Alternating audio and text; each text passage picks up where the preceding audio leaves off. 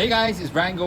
Welcome back to the channel, and today we are pulling back the curtain on a place you've probably seen 1,000 times but never really seen.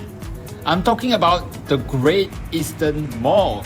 You know that building that pops out on the side of Jalan Ampang or the SPE highway like a familiar, slightly mysterious landmark?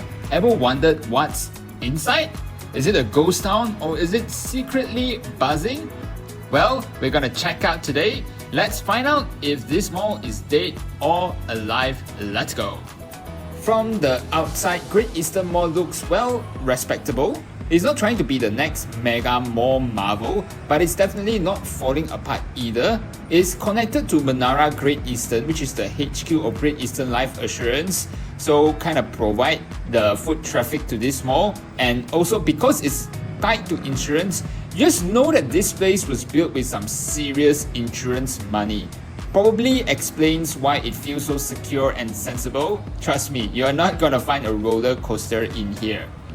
You won't find a ton of out there shops unless you count like a pickleball court.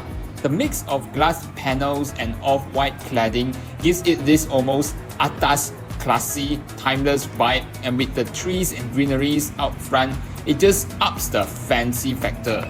Stepping inside, and it's surprisingly comfortable. It's got that undeniable neighborhood mall feel, a refreshing change from the overwhelming scale of those mega malls just within its vicinity like TRX, Pavilion, or even KLCC itself. You'll find your essentials like Mercato for groceries and Guardian for all your pharmacy needs, plus a decent sprinkling of F&B outlets. It's clearly not trying to compete with Pavilion, and honestly, I think that is its superpower. It feels so distinctly different from the other mall just down the street. On the lower ground floor, right, I even spotted an interesting fried chicken shop selling 1 ringgit for a fried drumstick, and a pet's wonderland because even our furry friends deserve a shopping spree, right? The crowd, well, it's not absolutely packed as you can see here walking on the lower ground, but it's definitely not empty. You can still see a cool mix of locals and angmos strolling around, giving the place a bit of an international flair. Then you head up to ground floor, and wow, it's like a whole new technological world opens up. Those zigzaggy escalators are a sight to behold, and suddenly the place is just buzzing with a livelier crowd and the irresistible smell of food wafting through the air. They were even having some cool activities in the central atrium area. Food stalls, drinks, pop-up shops, the whole shebang. Up here, you'll find boutiques, a very necessary Starbucks to give you that caffeine kick, and the ever-popular Alexis Bistro for you to have a slow, luxurious meal with your family or friends or even a gathering. It definitely feels like this floor caters a bit more to the international taste. You can definitely feel and see that the pace of activities on the ground floor is much faster and livelier compared to the lower ground floor, because, well, obviously the main entrance is located at the ground floor, hence more people from the main access is coming here, patronizing the shops over here, and of course the central atrium, which is known for its very occasional activities. And today it seems like they're having some kind of food or some boutique kind of fair as well. So do drop by to find out if there's any good deal or really special things up on offer. Definitely drop by on a weekend to find out more. Now, before we explore more of the mall, I would really like to seek some of your help to just gently smash that like, subscribe and notification bell so you don't miss out on the next urban exploration. And with that, thank you so much, and here's a picture of a cat. The first floor is a treasure trove of home goods. You got furniture, kitchenware, IT shops, and even art galleries. What really strikes you about this mall isn't just the shops, but how artsy some of them are. Take Lovely Lace for instance. It's so, well, lovely. It gives off total Alice in Wonderland vibes. And there's another shop, a nail parlor, that takes customer is king or customer is sultan to a whole new level with decors that make you feel like you've stepped into a Middle Eastern palace. Talk about an immersive shopping experience. Remember when I said that this mall doesn't have a roller coaster? But you know what it got? This humongous escalator that stretches for 2 levels. Alright, just stepping here, being here on the escalator, felt like I'm slowly climbing up to the peak of the roller coaster before it goes or it rushes all the way down. Just look at this. OMG, it looks so scary at times. And yeah, to watch out for this spot that is poking out. Not sure why they put it here anyway. The second floor here is practically a food paradise. Though I'm not sure why they put most of the restaurants up here on the second floor. Maybe they want you to work for your food. You've got Cozy Home with its rustic decor and comforting Malaysian dishes. I was absolutely starving just looking at the pictures of the food here. There's also a tempting steamboat buffet and even a reliable chicken rice shop. But surprisingly, what I noticed is that there are no major fast food chains here like McDonald's or KFC. Maybe the expats aren't into burgers and fries, but hey, it clearly doesn't stop this mall from thriving. Well, save for 1 or 2 shops that have shuttered, but anyway, not sure what's the reason, so let's not jump to conclusion.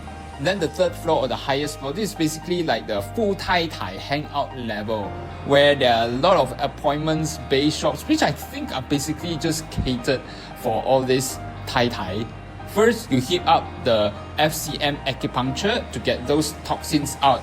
Then it's straight to sweat spa for some deep relaxation. After that, obviously, you need a nail refresh and a hair makeover. Once you're feeling perfectly pampered, you can slip into your pickleball attire to get yourself some exercise and shoot some Insta-worthy pictures. This floor is seriously happening. Just look at the number of people who are playing pickleball. Wow, I never imagined that it has become such a popular sport that there are so many malls that are hosting pickleball nowadays. Overall, I wouldn't say Great Eastern Mall is a huge mall. It's decently sized for a community mall, and you can see all the shops just at one glance over here.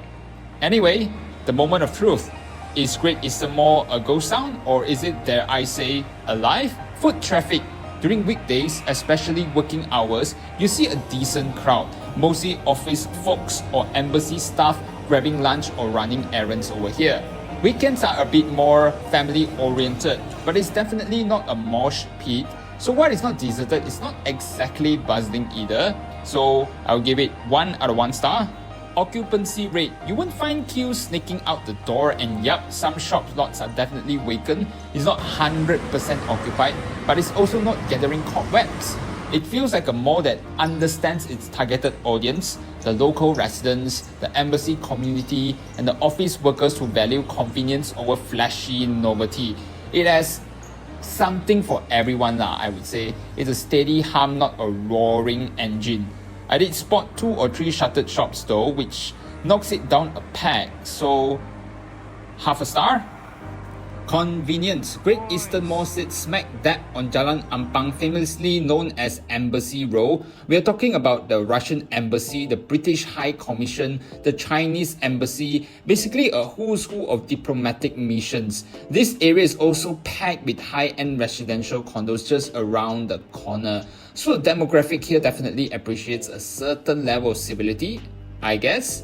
Less chaotic crowds, more quiet efficiency. So yeah, many high-end condos just within walking distance away. So convenience-wise, 1 star. Anchor tenants, you have got Mercato, that pickleball center because priorities, and a good selection of F&B spots that definitely pull in a crowd who appreciates a slower pace of life here. But it could use a bit more diversity to really hit it out of the park. So half a star.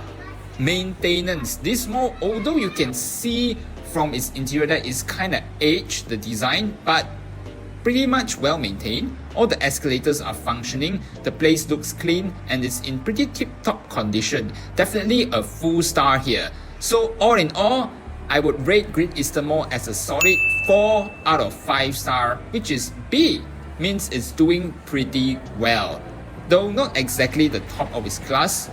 Now, time for a grandfather story. Jalan Ampang itself has a fascinating past.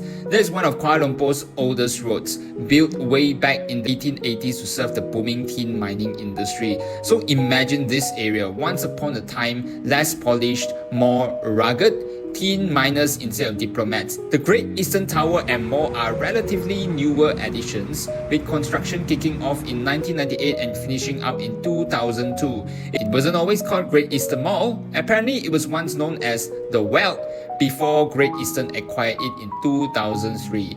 So that's Great Eastern Mall. If you're somebody who's really looking for a lot of entertainment, cinema, hangout spot, then maybe it's not Great Eastern Mall. But hey, if you want a slower pace, then you're more than welcome here. And sometimes in a city as wonderfully chaotic as Kuala Lumpur, there is exactly where you need to be.